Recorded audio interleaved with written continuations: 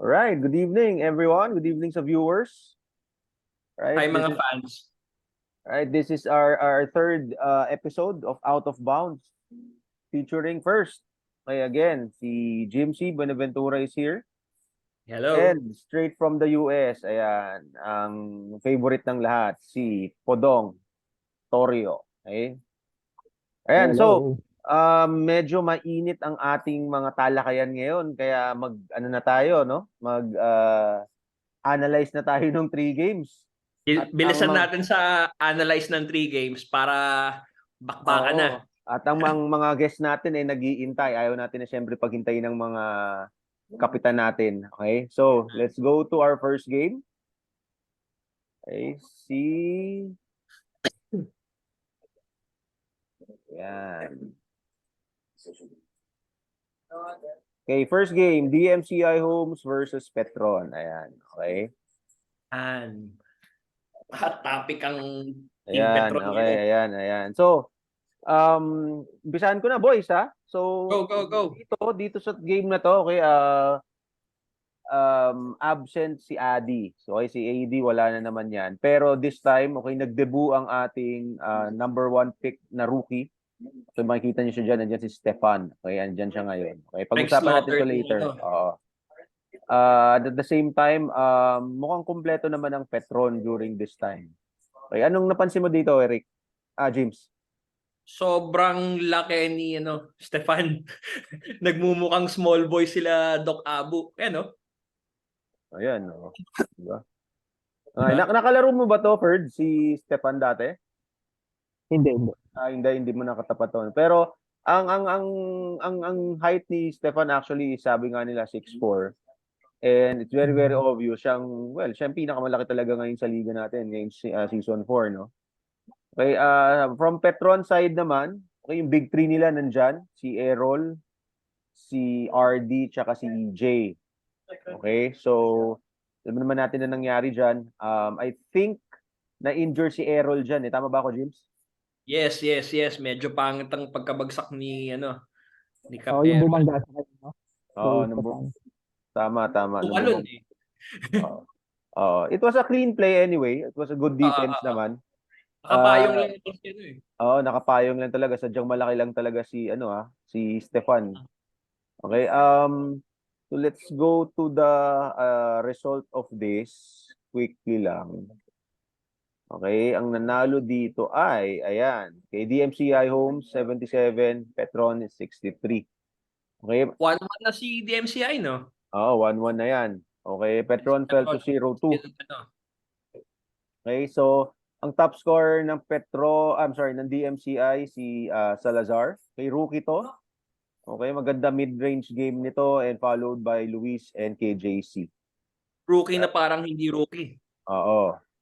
And of course, not surprising, okay, sa Petron, of course, si EJ, si Errol, even if na-injure siya during that time. Nakita ko nga to ika to nung pauwi. So, medyo iniinda niya to.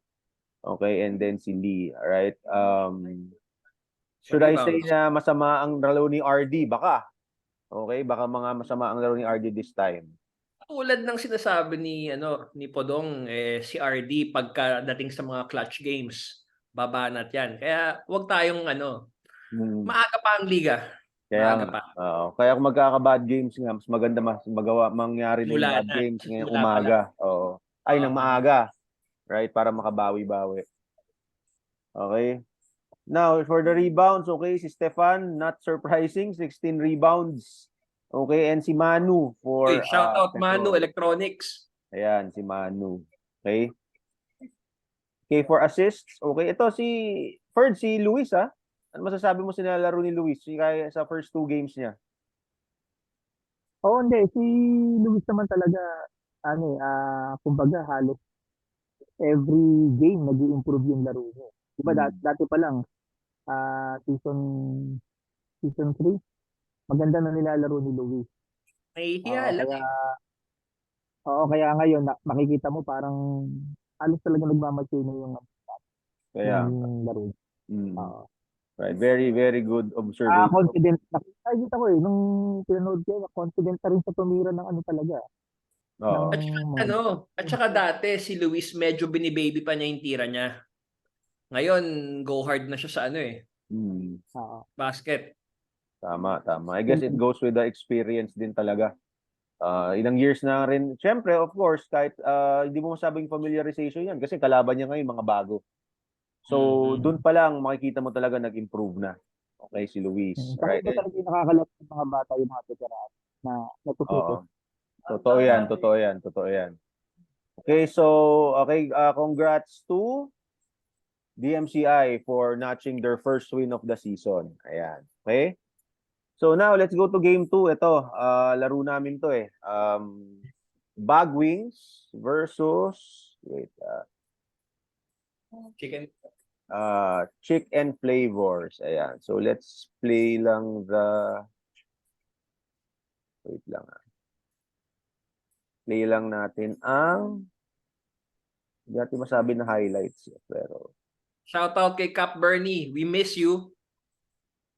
ayan, si Spending hours lang, BFF. no? Hindi ka pa magpupuntahan. Oh, yung BFF ni Ferds yan. Di-check ko ba yun? Hindi ko siya pinuntahan eh. Ayan, so let's go dito. Nakikita nyo ba ang screen? Yeah. Ayan, right. Sige. Alright. So, ayan. So, during this time, okay, no excuse, but siguro ilan lang kami nito? 7 lang kami. Ang Alright, ganda wala ng laro niya, ni Oo. Ryan dyan. Wala si Lester, wala si Bernie. Wala Wala si si Paul. Paul. Okay, si Paul wala din. Okay, pero wala, ganun talaga. So we have to make do with who we have.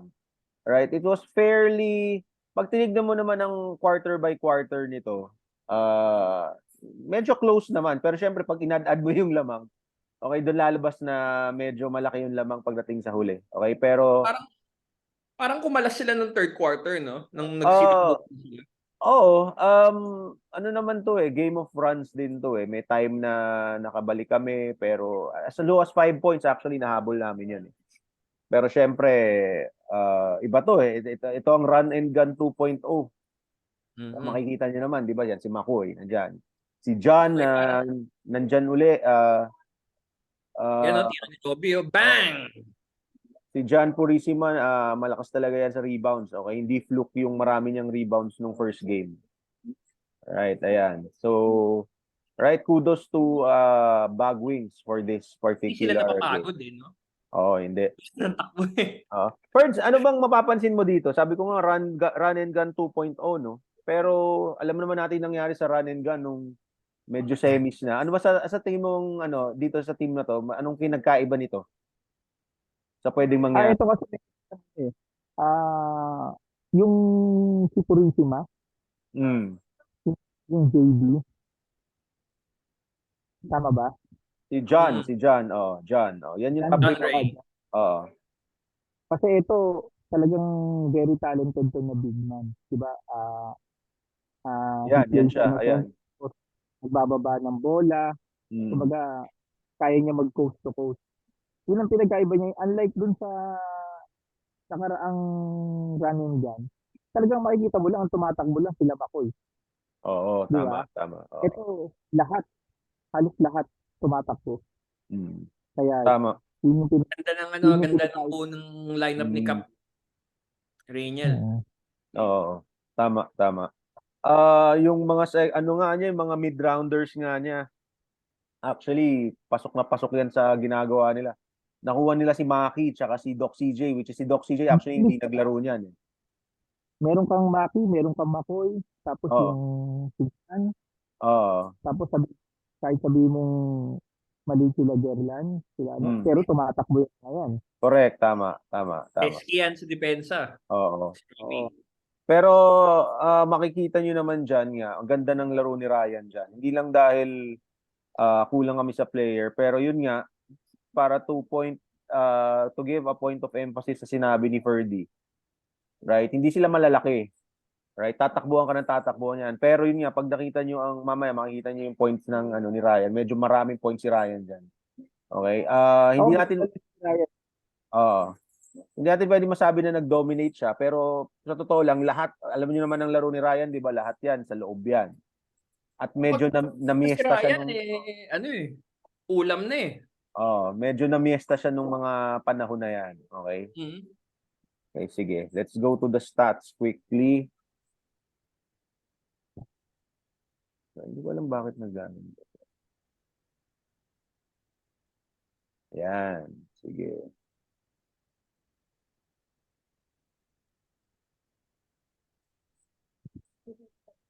Ay, nawala. Wait lang. Pak. Technical difficulties. Ewan ko nangyayari dito. Bakit hindi ko siya maano. Wait lang. Wait lang, boys.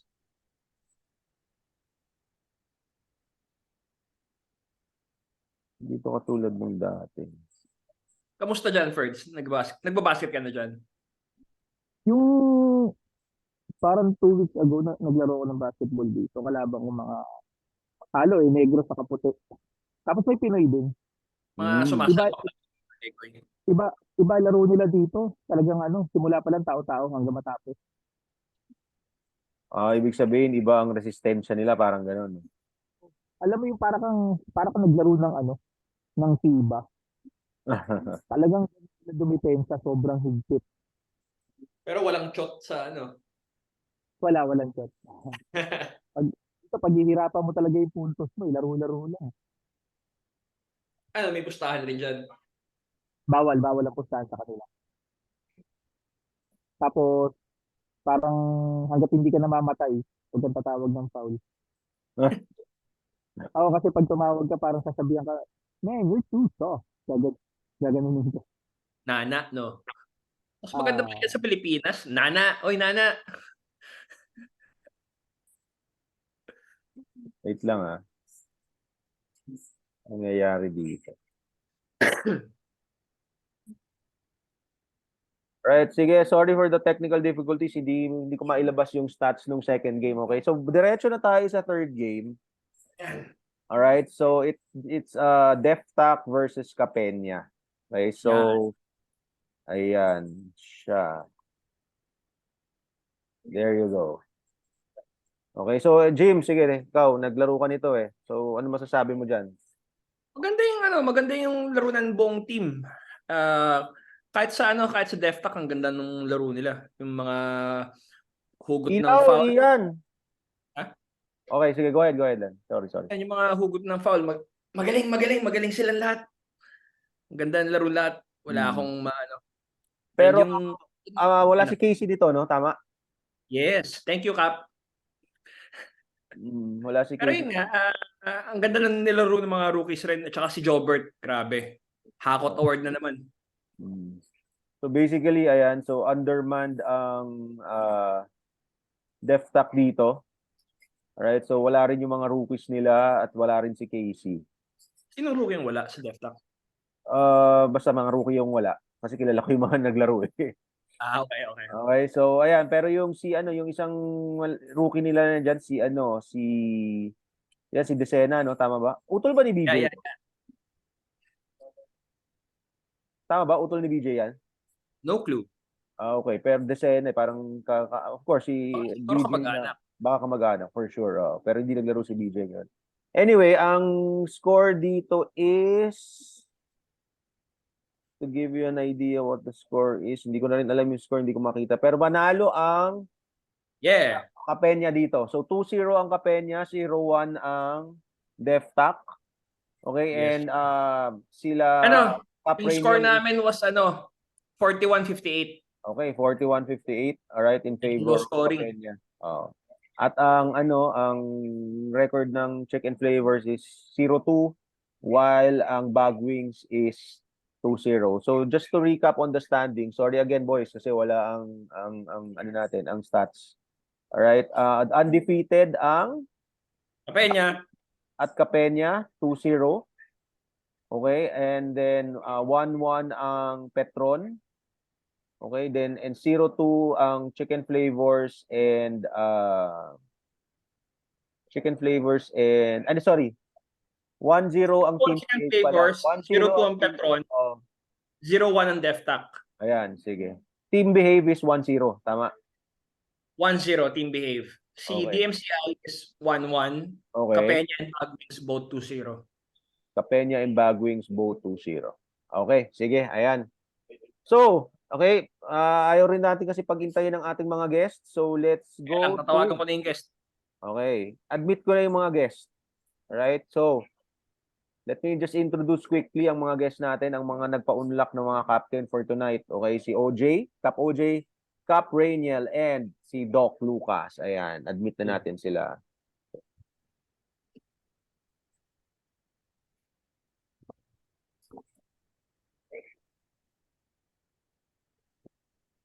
Ayan, no?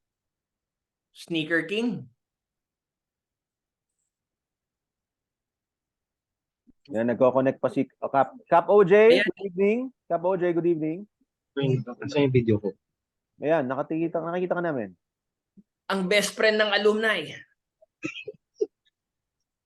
Ayan, nasan yung iba? Wait, mag-stop share ako. Si Attorney Dandy, hindi daw makaka-join. Oh, ayan na pala. Ayan. Cap Rainiel, good evening. Okay. Oh, ba't ang tahimik ni Rainiel? Hindi ako sanay. Hindi kaya ito nakainom eh. Okay, si Di Doc ba dami Lucas, hintayin natin. Si Doc Lucas, hintayin lang natin Hindi ko lang baka Oh, nasa... sabi kasalanan lahat na to eh. Oo. Mukhang kumakain pa si Cap OJ, Mukhang gabi nag-dinner. Hindi, may kasama kasi ako eh. Isama mo na sa video. Kaya. Si Ron. Ayun, no? Hi, si Red. Ayan, si Red. Alright, sige, ayan, ganito. Thank you for gracing us with your presence, mga Cap. Ayan, si Doc Lucas nandyan. Nasaan si Doc? Si Doc ba yan? Putya, baka nasa OR to, Baka kung anong opera magawa nito. My God. Mag-ooperahan tayo. Rainiel, huwag ka mag-alala, hindi pulis yun. Oh. Doktor. Oh, kinabahan eh. Nakita ko, kinabahan eh. Nanlaki yung mata bigla eh. Hindi, Buksan yung puso mo.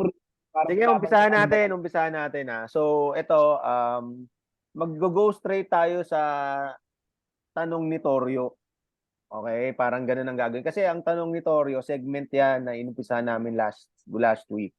Magtatanong si Torio, okay, tapos nandito ang mga kapitan to give their insights and opinions, okay? And disclaimer lang, okay, naka-live tayo, alright? Disclaimer, the reflections of the captains does not necessarily reflect the opinion of the committee and the host. Ayan, may disclaimer.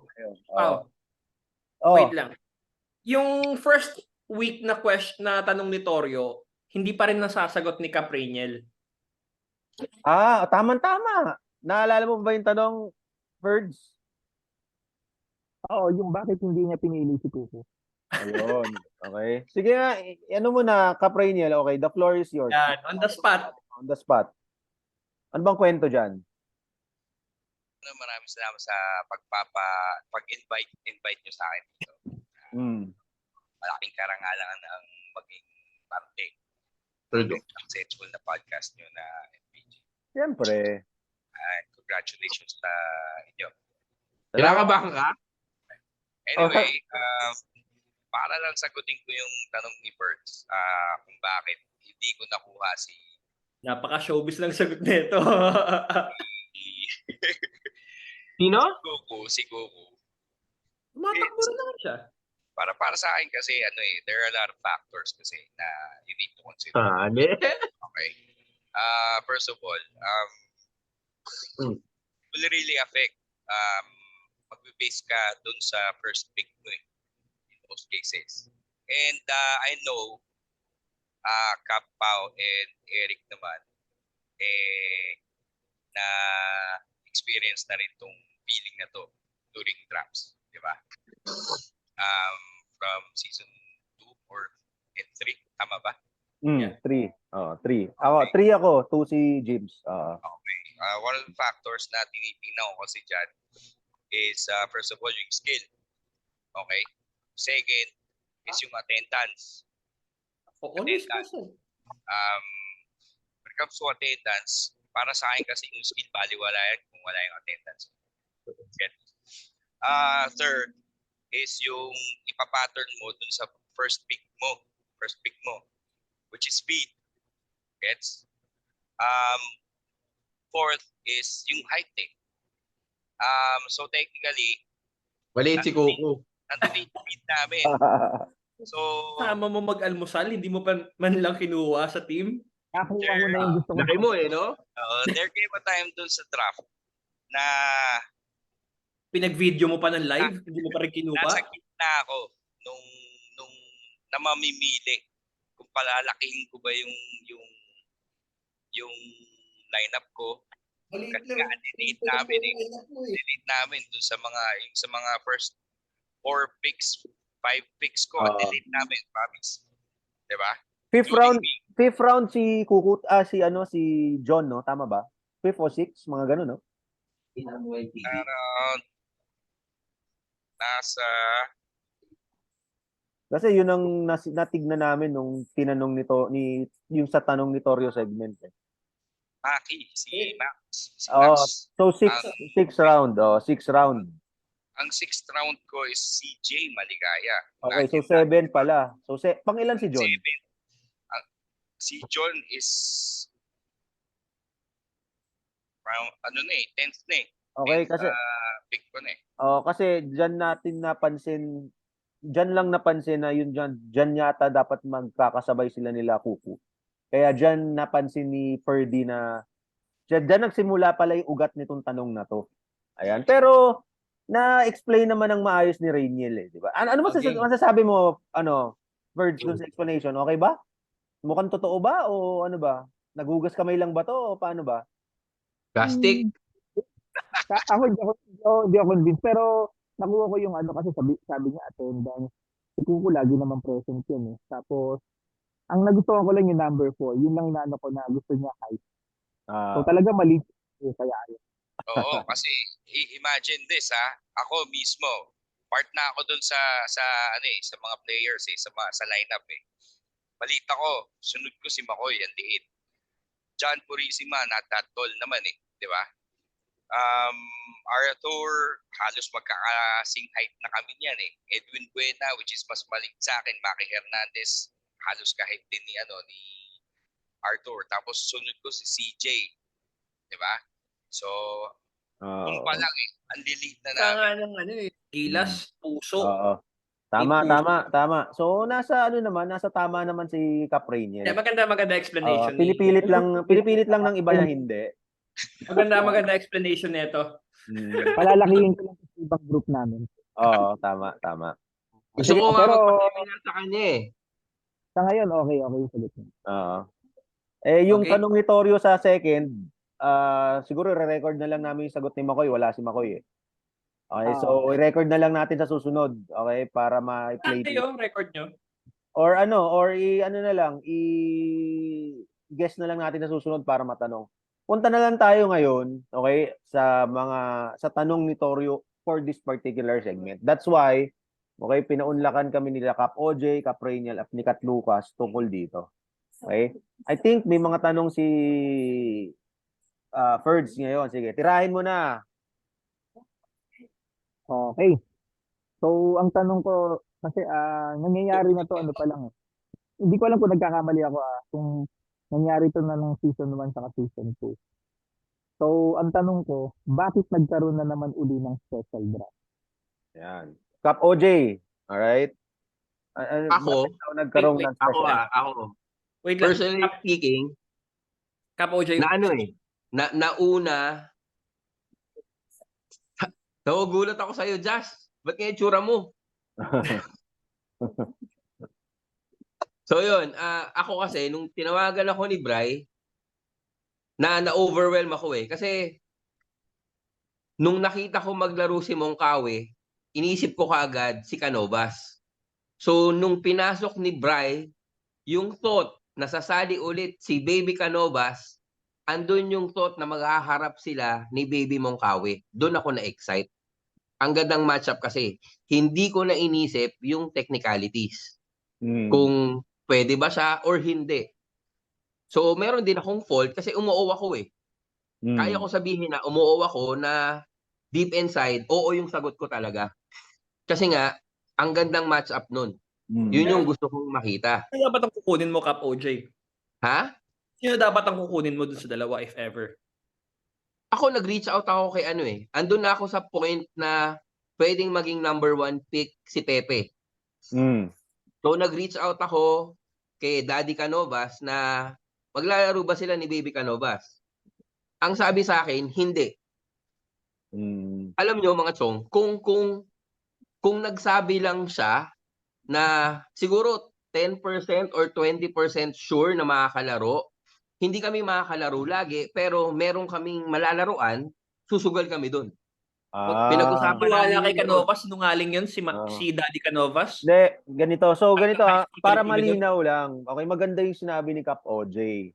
Okay, para rin lang transparent tayo. Dineclare ba ni Daddy Canovas na hindi maglalaro si McCoy nung umpisa? Yes. Yes. Dineclare. Kinausap ko siya eh. Okay. Nag-message ako sa kanya, hindi makakalaro si Baby Canovas. Okay. Okay, sige. Para malinaw yan. Sa school, Kasi, di ba? Kasi naghanap ako ng options eh. Gago kasi Oo. si Torio, umalis eh.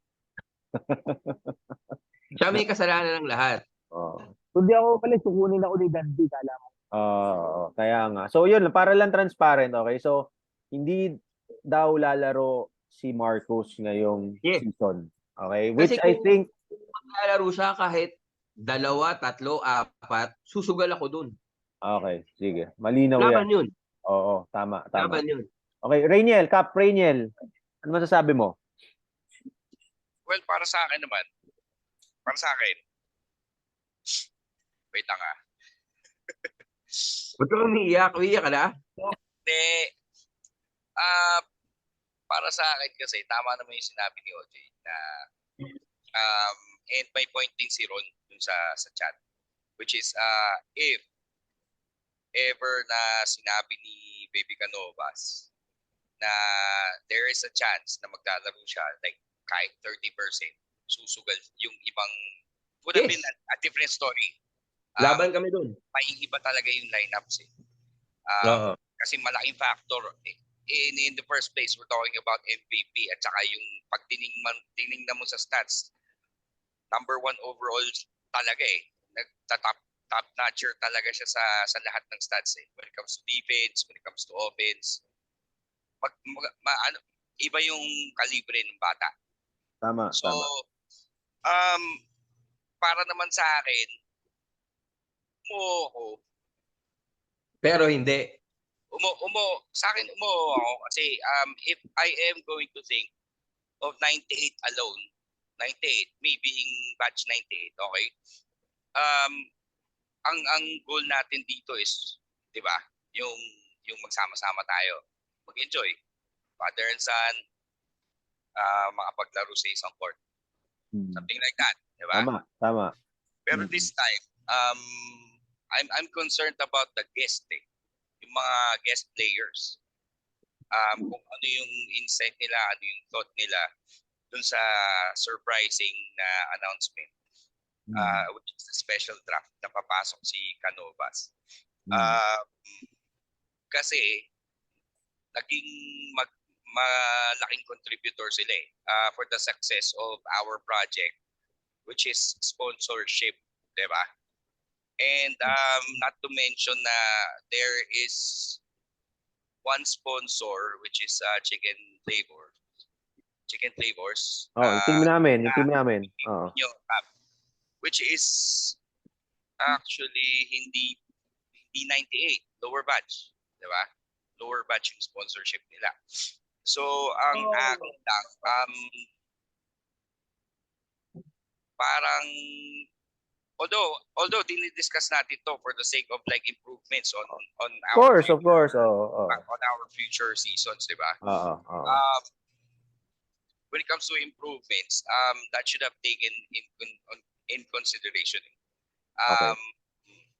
Kumbaga may pros and cons yan. Yun sinasabi mo. Ang sinasabi ko is if I am going to be selfish and I'm only going to be thinking about 98 alone, then yes, I'll go for a yes.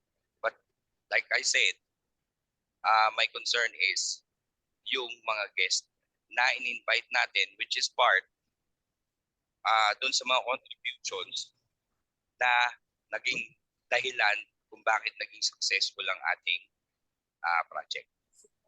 Okay, sige, very good. maganda yung sinabi ni Capraniel eh. May pros and cons nga yung nangyari. Pero again, for transparency pero doon sa mga hindi nakabasa sa pinost ni Commiss Brian sa GC, kinonsulta niya ang thesis. And Yes. proof yan Unanimous ba? dahil sinabi ni Cap OJ at Unanimous ba, Capraniel na kinonsulta sila at nagkaroon ng botohan yan. Hindi yan, kung iniisip na parang nagkaroon lang ng decision ng committee, hindi. Dahil dalawa na ang kapitan dito na nagsabing ang kinonsulta sila. Doc Lucas, naririnig mo ba kami? Yes, actually, tama ka dyan, Pao, no? Kinonsulta kami lahat. And, kumbaga, kung nandito lang si Cap Dandy, ang term dyan is final and executory. Correct, Like, correct. kung tutuusin, nag-agree kami. Oo. Kasi it will benefit talaga the Petron. Since na 0-2 na sila. So, magkakaroon pa sila at least ng chance at mas magiging maganda tong liga na to. Idiin mo pa niyan, idiin mo pa. Tama. Kaya lang, ang sinasabi ko nga lang, hindi lang Yabangan. Hindi lang Idiin mo pa tayo. niyan, idiin mo pa, 0-2 Kung tutuusin, nung pinasok sila kasi kami yung susunod na kalaban nila eh. Diba? Tama. So, So, may disadvantage din pala yun. Tsaka, maganda rin yung sinabi mo, Capraniel, nagkataon lang na 0-2 sila, Doc Lucas. Kaya siguro medyo iba rin yung tingin ng iba. Tama ba ako? Kasi kung mag-iiba lalo ang tingin ng iba kung napunta yan sa 2-0. Tama ba ako? Di ba? Tingin nyo ba may papayag? Kaya nga. So, nagkataon.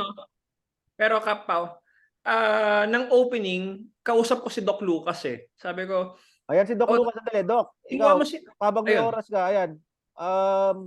Doc, ikaw ang team mo ang nakakuha kay MVP ngayon, okay? Jerry West. And this is not just because of the special draft, but because of the father and son rule, Another reminder yan, doon sa mga bago, sa mga rookie. Hindi, special draft nga, pero may father and son rule tayo. So may dalawang technicalities yan, Right? Pero sige, Doc Lucas, ano masasabi mo dyan sa sugal ba talaga yan? Pinlano mo ba yan? O ano ba? Paano ba? Thank you, Pao. Hmm. Una, may tatlo akong aaminin eh. Una yung kay tinanong ko si OJ, sabi ko, OJ, pwede ba si Red? Sabi niya, hindi pwede. Si Red sana kukunin ko. Pangalawa, sabi ko, Totoo yun. tinanong ko si OJ. So, hindi talaga. Pag kinuha si Red, automatic sa'yo din si OJ, di ba? Kaso team captain OJ. Diba? Diba? Oo nga. So, hindi pwede i-break. Okay, sige, tama. May magbabago na dahil big boys na yung mga yun eh.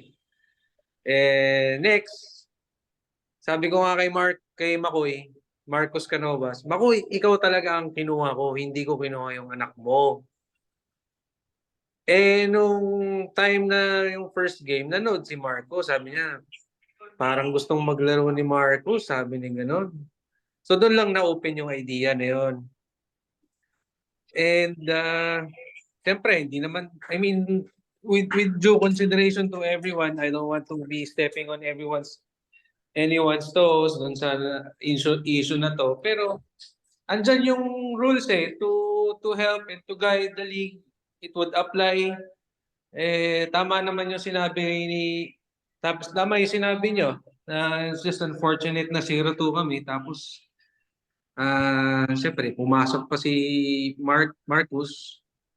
Andyan ang rules to So I think it's a sleight of hand. Tawag na ng Petron sa akin, Jerry West. Pero thank you team captains. Thank you to team captains. Thank you kay Comish. Salamat sa inyo sa pagpayag kay Marcos. Kasi gusto ng bata, hindi ko naman pinilit eh. Tinanong din namin kung gusto niya. And then it was a gamble on our part. We asked everyone.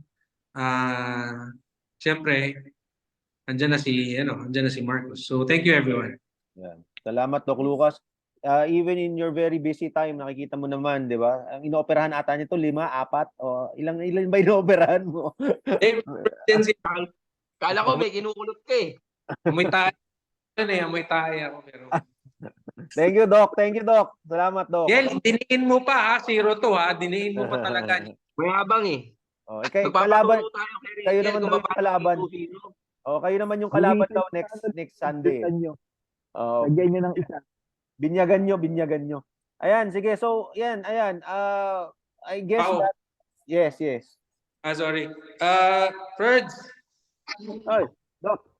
Ferds, sorry alam ko medyo may issues dun sa ano, pero yun naman, sinunod lang talaga din namin yung rules.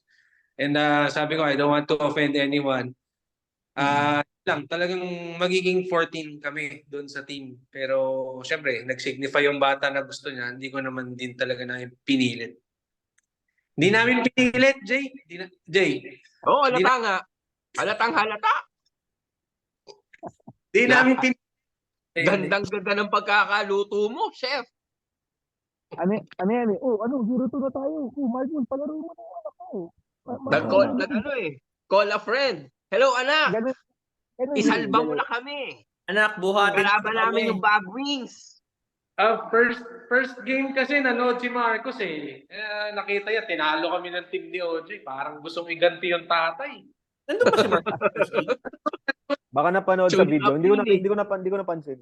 Hindi ko rin nakita Tune up yun eh. Well, sabi nga nila, 'di ba? It's all said and done. So ang pwede nilang natin talagang gawin dito is to talk about it, analyze, and of course, continue to play the game pagdating ng Sunday. Right? Okay, Ferds. Gusto kong tanungin ikaw din. Syempre dapat may insight ang ating mga panelista dito. Ikaw, ano mong sa loobin mo dito? Yan. Sabi ko totoo Oo naman, kita mo naman na tayo, nasasabi ko naman ng totoo talaga. Hindi sa akin naman, wala namang problema yung special draft. Also, ay gaya nga nun, father and son rule. Nataon na nandun si Marcos Sr. din sa Team Petron, which is down 0-2. So, then si Marcos is the training MVP, di ba? Siyempre, kung ikaw mag-iisip, di ba? Parang ka nag-call a friend eh. Di ba? Nag-get mo yung sabi ko kanina, lubog na tayo.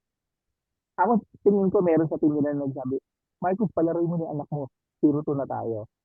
So, ako doon nagsimula yan. Ang sa akin naman, para lang matigil yung special draft. Kumbaga, kung magkakaroon ng draft sa bago ang dapat lahat ng names na kasali, kung kunyari may deadline tayo na September 1, lahat ng names na papasok, ito lahat lang ang maglalaro. Di ba? Katulad nga ng sinabi ni OJ, kung hindi siya sigurado makakalaro or ilang games ang malalaro niya, well, pasok mo yung pangalan doon. Kukunin ko yun. Tugal diba? yun eh. Nasa kanya na kung kailan siya maglalaro, pero nasa team siya. Tama. Unlike yung magpa-special draft ka. Paano kung yung ibang teams mag-request din ng special draft and malakas na player ang ipapasok? Diba? Pwede. Si DJ. Si Marcos naman is naglaro ng ilang season na. Si Petron, then ang next si Team Behave. Si Team Behave ba, papayag ba kayo na kung ipasok dyan si JA? Aalma kayo. Yung totoo lang.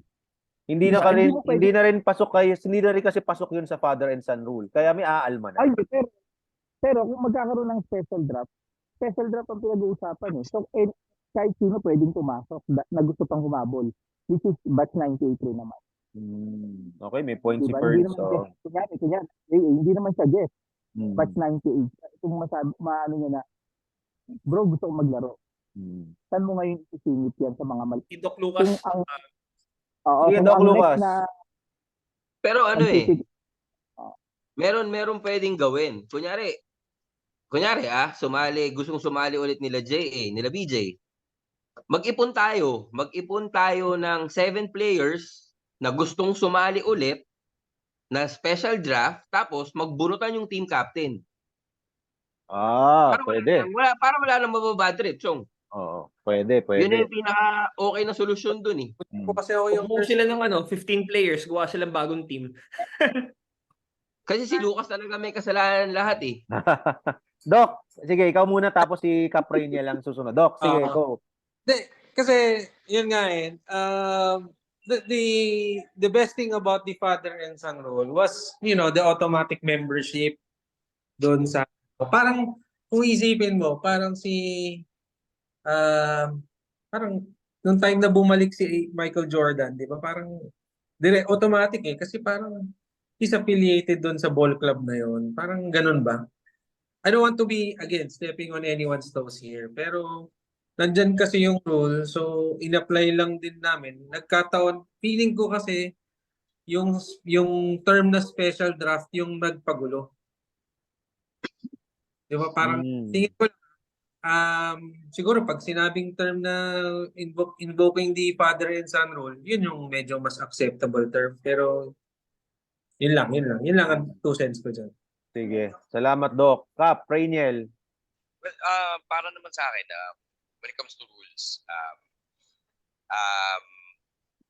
sa tingin ko, mag-a-apply yung father and son rule kung hindi in-announce na hindi maglalaro si Marcus. Pero, like, lahat naman tayo natututo sa lahat. So, siguro learning curve to para sa committee na if they are going to be imposing a rule, they have to be firm with it. Okay. Because we're not just, again, talking about 98s alone. Hindi to exclusive para sa atin. We invited a lot of people to join us. And in fact, nagbayad din yan, mga yan, when it comes to quota. So that is something that they also need to consider when it comes to making decisions. There's nothing wrong with the father and son rule kung hindi in-announce na hindi siya maglalaro. Yun para sa akin. Or kung dineclare na maglalaro ng maaga. Yes. Which will affect the draft, di ba? Okay, sige. Ayan.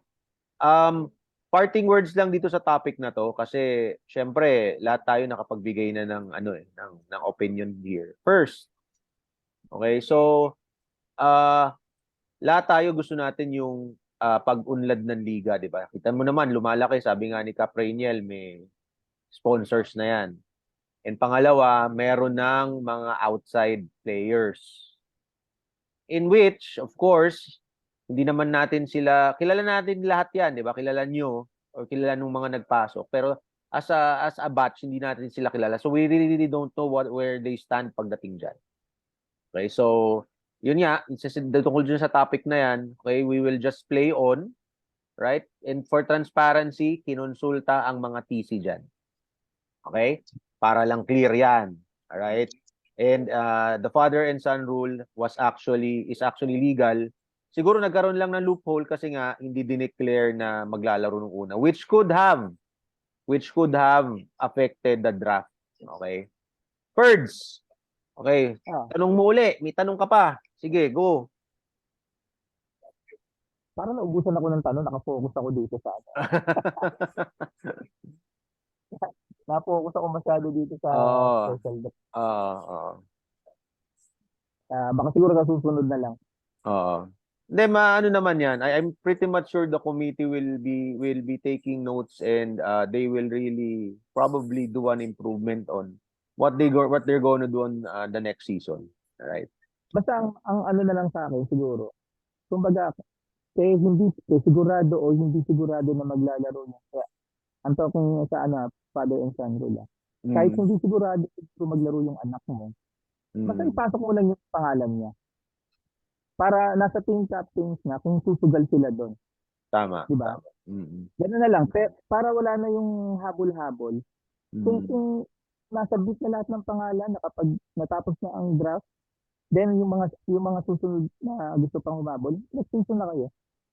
Totoo yan. Kasama rin naman talaga sa draft ang sugal eh. Diba? Kasama sa draft ang sugal. Diba? Pag sinabi mong oo, sige, lalaro ka. Pero, syempre, nasa kung gusto mo. Pag sinabi mo hindi ka talagang lalaro. Next season ka na. Ganun na lang siguro. So sa tingin ko doon talaga umiikot yung usapan, yung analysis. Parang just be firm with the rules. At saka pag may na-announce na, for example, let's stick to that. Parang mahirap yung kasi hindi nga again, hindi natin alam kung ano iisipin nung Tama. Okay. Para ano rin na, just to add, wala kasi tayong committee dito. Okay? Kung gusto mag-air ng side ng committee or mag-explain, just in case lang, at sabihin nila kung bakit nangyari to, open naman ang podcast dyan. Alright? So anytime na pwede silang gustong mag-comment nila commish or nung ibang, what you call this, ibang committee, open din sila. Okay? Alright, second thing, okay, nakalimutan ni Ferds, naka-line up na to eh. Anong masasabi niyo mga Kap dito sa uniform penalty? Okay, meron akong ano diyan eh, meron akong babanggitin tungkol diyan na baka magkaroon ng effect sa pagdating sa huli eh. Pero anong masasabi mo diyan? Kap OJ, uniform penalty. Gagawin na ba natin 'yan o kailangan bang ibahin yung penalty o ano ba? Ako okay ako doon. Na ano? Uniform natin yun eh. Binitbit natin yun. Isa yun sa nagsisignify ng team natin. So, suotin natin. Andun yung Don Bosco. Andun yung pangalan ng team. So, bakit hindi? Eh, paano kung kunyari nga walang uniform ang player, yung penalty? Papagawa natin. Hindi. Ang penalty kasi, starting next Sunday, 3 free throws daw, no? Pag no uniform or incomplete Pag walang uniform, yes. Okay, so okay ba sa iyo yun, yung penalty gano'n? Yes, okay lang yun. Okay. Cap Rainiel, ikaw? Oo naman, okay naman sa akin yun. Kasi may mga special instances naman na pwede mong i-consider din na paglaruin kasi nga hindi pa natatay, for example. Pero if in case na i-surrender or na turnover na yan sa kanya-kanyang team captains, siguro it's the team captain's responsibility to distribute it prior sa mga sa games nila. So, how about the penalty? Yung penalty side. Yes, ano, free throw ba o wag na lang palaruin? Para sa akin, free throw lang yun. Free throw na lang. O sige, very good. Doc Lucas, ikaw? Yung sa uniform penalty. Agree ako dyan. Okay lang. Okay lang yung 3 free throws. Pero pag taas baba, 6. Ayun, no uniform na yun. Hindi. Di ba? I mean, ako, yun lang naman ang sa akin. That, yeah, I think so. Okay na yun. Okay, sige. 3 free throws per piece ng uniform na wala. Okay. Pero ano ba? Tanong lang. Yung titira ng free throw, sinong pipili? Yung kalaban or yung Hindi. team na free throw? Malalaman natin yan kapag nangyari. Pero if we compare it to other leagues, syempre, mamimili ang team captain nung titira kung sino papatirahin nila. Kasi hindi naman nila kasalanan na naiwan nung ano. Di ba? Parang doble kara yun. Naiwanan na, pinaglaro mo na yung kalaban mo, pero pipiliin pa nila yung mahina mag-free throw. Parang, basta di ako, ba? si Casey lagi. Si Casey lang, si Casey. Si Casey lang, buhay na eh. Di ba? Ikaw, Ferds, tama ba? Okay ba sa'yo yun? Agree din. Agree, okay. Ang maganda dyan. Kahit sa attendance. Oo. Okay, ayan. Sige, mamaya yung attendance, yan ang third issue natin eh. Ako, masasabi ko lang dyan, kung magkakaroon pala ng 3 free throws yan, so ano sa tingin nyo, dapat bang bigyan ng total of 6 free throws ang Petron? Ano mo to, team mo to, Cap Lucas. Bakit ko nasabi to? Pag nagkadikit-dikit sa dulo ang quotient at hindi kayo pinag-free throw, baka malaking bagay yan. Oo nga. Mahaba pa yung liga. Hopefully, mga ano kami sa butas. Hindi, pero ang ibig ko nga sabihin, malaking bagay ang 6 points. Alam ni Podong yan. Kasi nung last season, ang team namin tsaka yung team nila ang nagkatalo sa quotient. Hindi sila nag-advance sa semis because of 1 point or 2 points, di ba? Tama ba? Oh, so Yeah. Yung sa Tagay ba yan? Yung sa Tagay? sa Taga yan eh. Oo. 2 points ata yun. 2 Oo. or 3? Basta less than 3 eh. So I think Ganun. baka kailangan yung banggitin din yan kasi kung just in case lang, 'di ba, na merong nga hindi magpag-uniform at mag-free throw, 6 points din ang nawala sa Team Petron. Okay? So that's just something to ponder on just in case. Abulin na lang namin. Baka Pwede. baka pwede naman, meron ba sila, ibig sabihin dalawa yung nakalaban nila na No, walang merong uniform. hindi Oo. Hindi, baka pwedeng ano sa second round. Pag Yun nga eh. nakalaban uli nila. Then Oo. mag-take muna ng free throws. So, retroactive. Pao? Oo Ha? nga eh. Para sa akin, ano na yun eh. Since na-implement yung rule ngayon lang, sa ano lang, sa yung moving forward lang tayo sa mga succeeding games. Sige, basta this is on record, just in case na magkaroon ng quotient, balikan natin tong video na to. Pag nagkaroon ng problema sa quotient sila, Cap Lucas Hindi na kinakabahan si Lucas ngayon. Just, Babawi. ganda ng ngiti mo. Babawiin na nga lang daw eh. Ganda ng ngiti ni Justice. Puputulan niya ng pakpak yung baguing. Oo nga. Okay, sige. Bagleg. Bagleg. Plastic bag. Last na ano na lang to, naka-line up din to sa tanong ni Torio pero na overwhelm si Ferds dun sa first eh. Ang last na tanong ni Torio, latecomers. Ano masasabi niyo sa latecomers? Dapat ba magkaroon tayo ng cut-off time o hindi? Mga Kap, uyahin uli kita, Kap OJ. Ano sa tingin mo? Depende. Pero parang wala yata tayo nun eh. Kasi 'di ba nung championship last season, late dumating si JA nun eh. Yan Pero yan nga ang perfect example. Yan ang perfect example noon. So tapos gumawa pa siyang 10 points. Kaya naungkat yung issue na yan. Dahil nga ano bang sa tingin nyo, Kap OJ, ano masusolusyonan ba yan o hayaan na lang natin na pag dumating maglaro? Hindi, pag halftime wala pa rin, di wala na. Interesting. Pwede. Kap Rainiel, ikaw, anong opinion mo dito? Again, opinion lang to ng mga Kap at sinasagot lang nila ang question sa podcast. Kap Rainiel, ikaw. Para sa akin, lahat talaga consideration eh. Alam mo yon, yung layo ng bahay, may kanya-kanya tayong pamilya, kung ano man yung mga nagaganap sa personal na buhay natin, hindi naman natin pwedeng penalize yung player for di ba? Big play, for example. Para sa akin, kasama naman na yan sa sa lineup eh. So expected na yan na maglalaro ng bawat teams eh. So nandoon na yung fact na inisip na nila kung ano yung strategy nila para sa against dito sa particular team na to. So para sa akin okay lang, wala ayokong ma-penalize yung Walang kaso. Walang kaso kasi kung nakalista sila sa lineup. Okay. Doc, ikaw, ano opinion mo dito? Kasi hindi naman tayo professional eh. So, alam mo yun. Recreational lang din naman ang level ng liga natin. So, I think it's not going to be of any value. No. Dapat dapat okay lang malate. Basta, it's for the team. Tama. Magandang point yan Yan din ang dapat na iniisip ng mga players. This is a recreational league.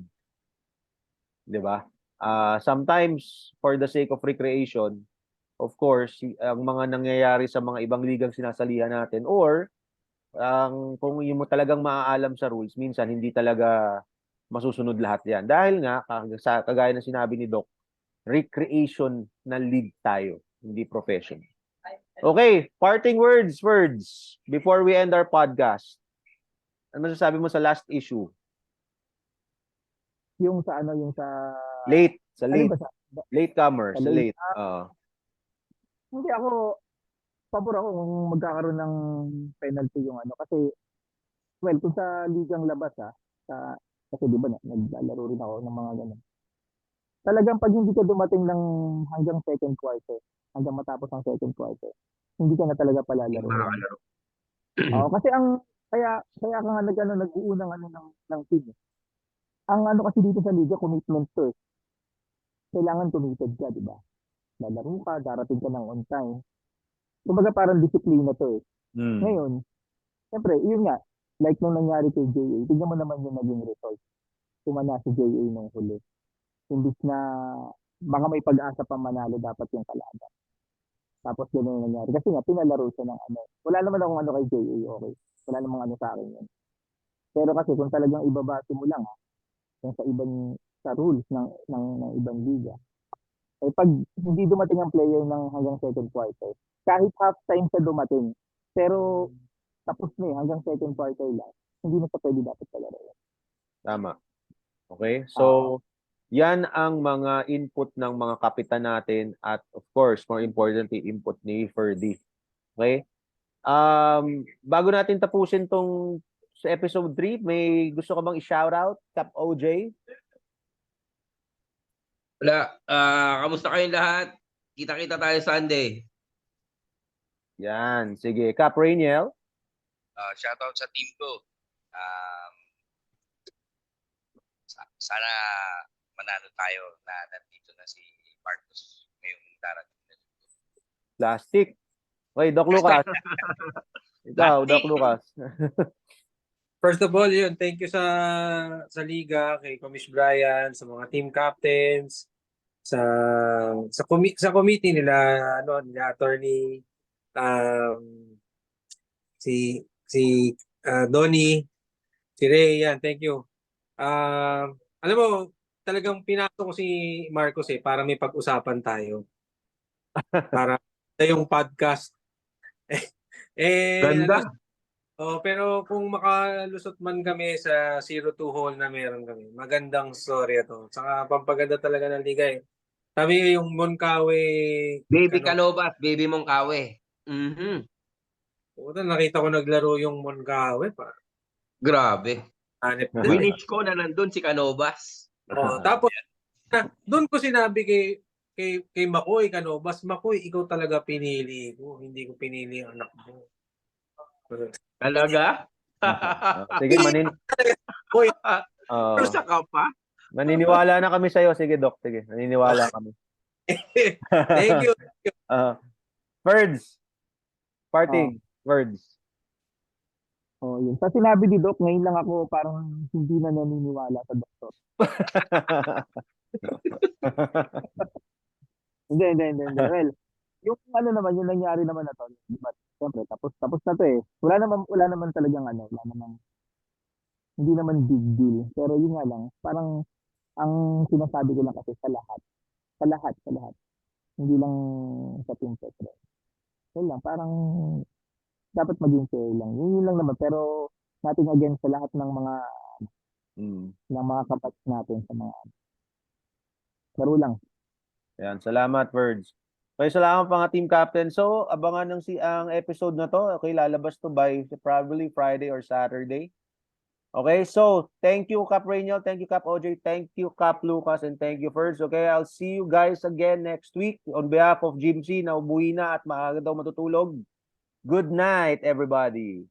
Bye-bye.